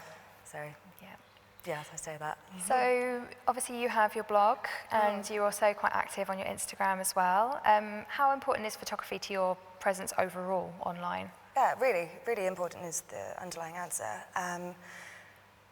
My photography is so related to my online presence in the sense that people, I think, follow me because of my photography. They like to see my take on things, like the way that I shoot a certain building, or the way that I take pictures of like interiors. They follow me for that, and you know, my online presence relies on my photography, and they both go hand in hand, and they work so importantly together. I've noticed recently with a lot of clients that I've been working with, they need the social media photography, because they can't just rely on someone from their staff who literally has no idea to go in and take a photo that they can publish and make it seem desirable for people to go to that restaurant for that dish. So there needs to be a midway point between someone on their iPhone and then someone that's like seriously hardcore, like classically trained photographer. They need that in between. And you know, a lot of my business comes through social media photography because it needs to look relatable. Because it needs to be social. So I've had a lot of work through Instagram. It's really helped me as exposure. Yeah. It's a marketing tool. But also it's just a way that allows me to show off the photography. And that's what I get really excited about doing, is just when I take a picture that I'm like, I love this, it's great. Yeah. Even if it doesn't get like 1 million likes, I love it, and that's why I share it. And so I love the fact that there's been a platform to allow me to do that. It's great. Well, speaking of showing off your work, I think now is probably the perfect time to hand over to you, and we can have a look at some of your work and how you edit. Okay, amazing. So, like I said, I do a bit of location shooting for different clients, and also I think people might follow me on Instagram because of the kind of the architectural shots that I do, the lifestyle scenes of everyday life in cities and whatnot. So I thought, whilst it's kind of a plain image, the tools that I'm using they are really exciting, and I just like the magic that they can create with such simple, easy steps, which again, as anyone that's a beginner or is like daunted by the fact of like even using Lightroom, it's really, I think it's quite good to know that you can just do some really quick steps and completely transform an image. And I use Lightroom to enhance a photograph. Yeah. Like I will never completely edit and change the overall look of a shot because, as I said, I like the realness and imperfect is perfect to me. Yeah. So, for example, with this scene, it's like a little London lifestyle scene taken in Covent Garden, which is a very, very photogenic place. It's lovely, yeah. And there's a bit of a stride by going on, so that goes down very well on Instagram because it just adds in a human element. Yep. And often you can create nice stories around a good stride by. So I begin with what I would call the magic button, and I love it. It just creates just this instant like pick me up. Yeah. So I enable the profile corrections, and just instantly you just see a change. So this is getting rid of any distortion in your lens, and Yes. also removes the vignetting around the edge as well, doesn't it? Yeah, it's brilliant for that, and distortion is the bane of my life because I'm very much symmetrical, straight Yep. on, lines. Yep. I can see a beautiful photograph, and if I can't quite make it symmetrical, Yep. I'm the same. it grains in my head, and it really saddens me. So yeah, I'll begin with that step, and then I would literally just click the vertical button, and then it basically almost grabs, like it puts a lasso around the building and pulls it forward, so it's as if you're literally facing it, as you're Yeah. facing it, and it's brilliant for that. It's like a quick and easy tilt shift lens, isn't It's it? brilliant, and it's so simple. And I can do the constrained crop, but I like to be a bit old-fashioned and do a few things manually. And I also just like to have a tweak and see where I want to crop it. So I'll just kind of have a play around and see what I'm happy with, because at the end of the day, it's whatever I want to do with it. It's Yep. my photograph, my eye, all that. So I'll begin with that, and then I'll notice that there's it's not quite symmetrical there, and that will Yep. grate on me a little bit. So I'll go back down into the lens correction, go over to the manual, and I'll just kind of have like a play ever so slightly, because that to me, that's all Yeah. I see, and that satisfies me now, Yeah. so it's good. I'm glad that your OCD with Oh, straight my lines is as goodness. bad as mine. Oh yeah, absolutely. And so once I've managed to create that, I then sort of go into more detail about the tones and the colors and just the basics of the image. What I almost start by doing is stripping it back completely. I ruin it almost. Highlights, I have a love-hate relationship with highlights. I like to just take them out for now. Yep. 'Cause sometimes I find they're a bit just overpowering, and yeah. I also really like to up the exposure just a bit, because I like to see in my feed, like I like really brightness. So overexposure, great, it's fine, I'm happy with overexposing. And then I will just start by taking out the shadows and the blacks, so it's a really washed out image. And it kind of allows me to go back in and build it up. Yeah. This is the way that I've learned to do it, and it's the way that I'm programmed to do it now, so it just automatically, this is what I go through. And so then basically I'll start I love the contrast button. It just makes things pop. It's a little bit too bright, so I'll just go back down. And it's a case of having a play. I will then see what I want to do. I like the fact that this needs to definitely pop some more, so I'll go back and add in the black. Yep. And it just brings it out. It's really bold, and I love how it brings it to life. It's definitely making that storefront stand out a bit more, isn't it? Yeah, definitely.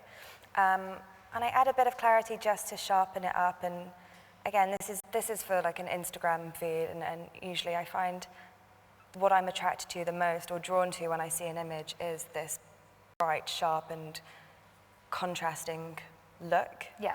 And so I'll just start by doing that. And then, for example, I see that it's quite yellow in the store. Yeah. Yellow is another peeve of mine.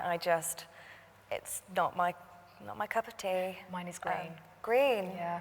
Oh yeah, it has to be the right kind of green, doesn't it? But Yeah.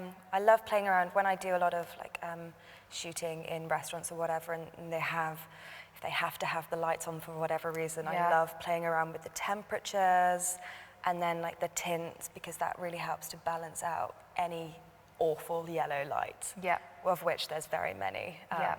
Yeah. Yeah, especially shooting sort of night and artificial. Yeah. So thank gosh that this exists, because otherwise there'd be a lot of yellow images out there. So I mean, there's not much yellow tones anywhere else, or orange tones anywhere else. Yellow tones, sorry.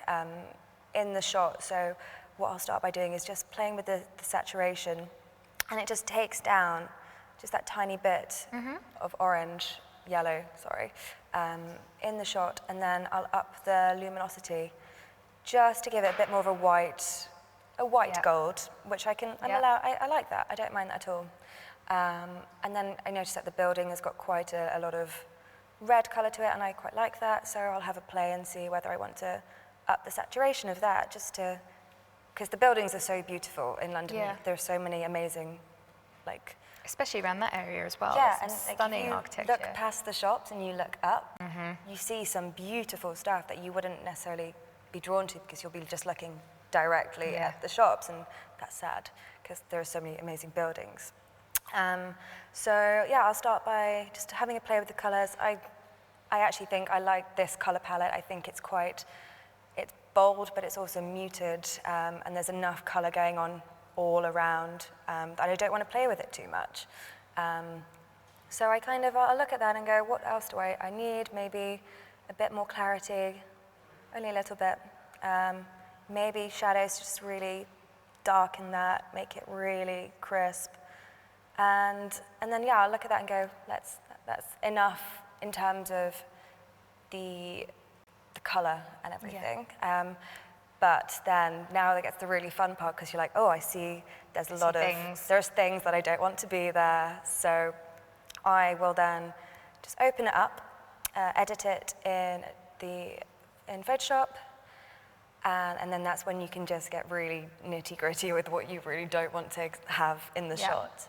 So for anyone who's watching who didn't quite see that, if you control-click or Yes. right-click on the image, and you'll find a link directly into Photoshop, so it will bring it through dynamically for you. And the great thing about this is that once you've done your editing, it then puts the image back with the original as well, so it's keeping everything nice and tidy rather than having to export it out. Yeah, definitely. Just having a bit of a temperamental moment. It's been a long day for my laptop. Lots of editing for you today then. Just a non-stop life of editing. I'll do many shoots. I'll go back and then just spend my evenings editing and my weekends editing. It's all I seem to be doing at the moment. And how much time do you spend editing versus shooting? Gosh, at the moment it's every day I have some form of a shoot, whether it's just a few hours or a full day or even just a half day. And then, oh, this hasn't worked, this one has it. Cancel that. Should be this one. No. Maybe just try opening that one more time. I'll close that one down. But yeah, it varies, it really does. It's hard to find a balance of having a work life and a life, basically. But it's lucky that I actually really enjoy the editing process. And okay, that won't actually work. That's fine. If you want to, I know you know RAW quite well as well. So if you just, a lot of the tools that you will find within Lightroom are also in Camera Raw. So actually, maybe we'll just have a quick look at that. So if you want to show exactly how those, just a quick run through of where those things are in RAW, and we can just get to the same point again. So I only ever edit in Photoshop for that. So I basically, well, what I will kind of go through when Photoshop does work, I will just kind of I'll use the clone stamp and purely can have a try. Let's have a go. It might work for you now. Never know. Let's try opening it as a smart object and see if that one will do it for us. Come on. It was actually working earlier, so I know. I've seen this demo already today. I know exactly. I showed you earlier. So but if not, I can just say what I would usually do, and it basically revolves around the clone stamp, because it can take away just minimal things, and it just makes such a difference to your shop, because you're not like you can get rid of any rubbish that's on the pavement, any unwanted security cameras, or any wires. There we go. It's had enough. It's called it a day. We'll get there. We'll get there. So talk us through a normal day for you. So yeah, gosh, there is no such thing, sadly, as a normal day at the moment. It can vary. I might start the day doing like a social media shoot. Yeah. And what I mean by that is it's kind of a bit more relaxed, a bit more informal, and a client will perhaps let me loose in their restaurant, and I will just create content. I'll snap away and just get too much content for them, and then we'll go from that. Oh, you did it! Magic. I've got got the the magic touch. Yeah. Okay. Well, in that case, so yeah. Well, now that we're in, so yeah. For example, so I zoom in straight away on these two fellas here, and there we go. So you literally just, that's the clone stamp, and you say, oh, I'll go a bit smaller. And just want to get rid of him, so you just kind of do that, and he's gone. Obviously, I'll pay more attention to it if I had more time, but it's, it's something for like Instagram. It's so small anyway that... Yeah, it's unlikely to be seen. Yeah, exactly. And then, for example, with this, whatever this is, I'll just kind of play around with him. There we go. So we're using the clone stamp again on this Clone one. stamp, and there are lots of other ways of doing it, but I found clone Such an stamp is so effective way. easy, and it's so simple. And if you learn nothing else, then the clone stamp is so good, a good place to start. Yeah. So for those who haven't used the clone stamp before, what you can do is you can choose a sample point by pressing Alt and then clicking on your image. And then once you've got that, you can then use that sample point to then start painting it in on a different part of the image. Yeah. So it's really great, especially with this image, which has got a lot of like geometric patterns and repeat patterns, like on this door that we're looking at now, for example, or that bit of window. Just fills it in really quickly, Yeah, doesn't it? absolutely. And just even things like grates, which you can't really see much, but you don't want it to be there. Yeah. You just kind of build up from another part of the image and clone it over, and it's so simple. And you can, if you don't like that dip in the pavement for whatever reason, then you just start. And I learned Photoshop purely by just going in and going, what's this do? Let's have a play. And I'm still learning like amazing tools today, and I get taught by friends, and I'm like, that's incredible. And obviously a lot of like tutorials as well are really helpful online, and just asking like fellow photographers, what do they do? Most are happy to share their tips, and it's quite a nice. But you can already see that I'm starting to build back the pavement. Yeah. And I do it slowly and gradually, but I mean it's a bit rushed now. And that's another real good point to mention as well in terms of retouching, is building up slowly and just doing it bit by bit rather than definitely doing it all in one go. And it, sometimes it can take a lot of time. It depends on what your subject is that you're shooting, but it's just it's actually quite therapeutic. Yes. I find it really, and I have some like really trashy TV show on in the background, and I spend my Friday nights editing. I watch rubbish on TV, and my housemates will just be there watching it, and I'll be there like, okay, kind of watching, kind of doing this, and I do spend a lot of my Friday nights. This is quite how rock and roll I am. And I just editing is the new going out. Oh, it really is. My Friday night is the new Monday. So yeah, I'll kind of go around and have a play and see what I really just don't like in the image. And then if, you know, I don't like it, I'll remove it. And that's, you know, that is actually quite a simple thing to do, and it's not as scary or as daunting as people think. And I think that's what's important to know, that, you know, you can literally be a complete beginner and just pick it up, because I'm living proof that a few years ago, I was daunted by the very prospect of Lightroom, and I didn't know what to do. And it was kind of one day I sat myself down and I was like, right, I'm going to really get involved with this and understand it. And then all of a sudden, it all started to click, and it was all flowing. And then I'm like, no, okay, I'm here talking about it.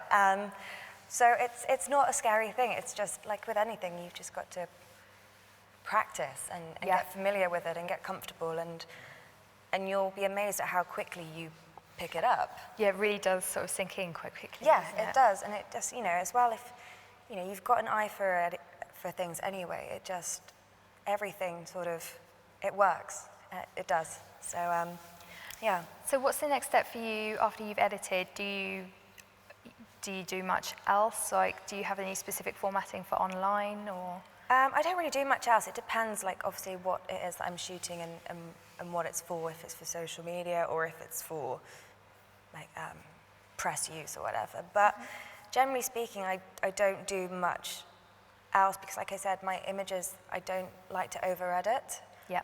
Because I don't want it to look deceptive, and I still want that realness to sink in. What else I would do to something like that, I'd probably just have a play around some more, just get rid of anything else unsightly. But in terms of USP is the lifestyle element. There's not a great deal. That's the way that I like it, and that's the way that I will put it out there. Amazing. Yeah.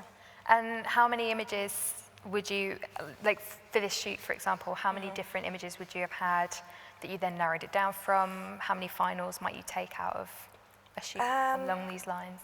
Something like a location shoot is so situational. Yeah. I mean, you can have really good days or really just bad days where it just isn't working for light reasons, weather, people even. It can be quite tricky. Yeah, if they're not in the mood to be photographed. Oh yeah, and if they're not exactly wearing your ideal coat to be walking past in. So it can be quite tricky, but I'm very much a photographer that I'm in the moment and I will take that shot, and if it doesn't quite work, then I'll move on. I can't sit around or stand around all day waiting for what I think in my head, which is good and bad, but it's just, that's the way that I shoot. I don't have enough time just to be hanging out on a if street. only, yeah. I know, just to get one shot. So I'll kind of give it a bit of time and hope that it works. If not, then I will plan in another day to come back and again try my luck, because that's what it is a lot of luck. But so far it kind of works. It seems to be working. Yeah, so we've done all right. And what do you have lined up? What's next for you? So I'm kind of, I do like to go away on holiday, but for like more passion project holidays, just to explore my photography. So I've got a month of traveling ahead, which is nice, exciting and scary. Anywhere specific? So we're off to Cape Town next week. Christmas? Yeah, so that'll Amazing. be from like landscape photography. It'll be amazing, and obviously like wildlife. Yeah. Incredible. And then I get back, and then I go away again for New Year to India and Sri Lanka. So the two of you might might meet up. I was like, oh, she's talking about India. That's exactly what I'm doing. That just is incredible. Like photography is so vibrant and so much culture that you can capture. And I think that's what I really love to do and I enjoy doing. So I'm really excited to just have some personal time to develop some travel photography. Yeah. So fingers crossed that it'll come out. Can't wait to see what you shoot out there. So I'll have to keep an eye on your Instagram and see what happens. Yes. Well, thank you so much for sharing your work. It's been an absolute pleasure talking to you today. Amazing. And I look forward to seeing more of your stuff in the future. Thanks so much. So I hope everyone at home is getting ready to put all of the tips that we've learned today into practice. For those of you who tuned in, let us know what your favorite tips and tricks are using Photoshop and Lightroom. You can do that via Twitter using @Adobe UK and the hashtag #MakeIt. So before we leave you tonight, I just wanted to remind you once more that you can win a 12-month membership to the Adobe Creative Cloud Photography Plan by sharing a photo you've edited using some of the top tips you've learned tonight. You can share these on Instagram, Twitter, or Facebook using the hashtag #MakeIt. And you've got until the 19th of December, so get creating, and I can't wait to see what you get up to. That's all from us at Adobe. Thank you once again for watching, and good night.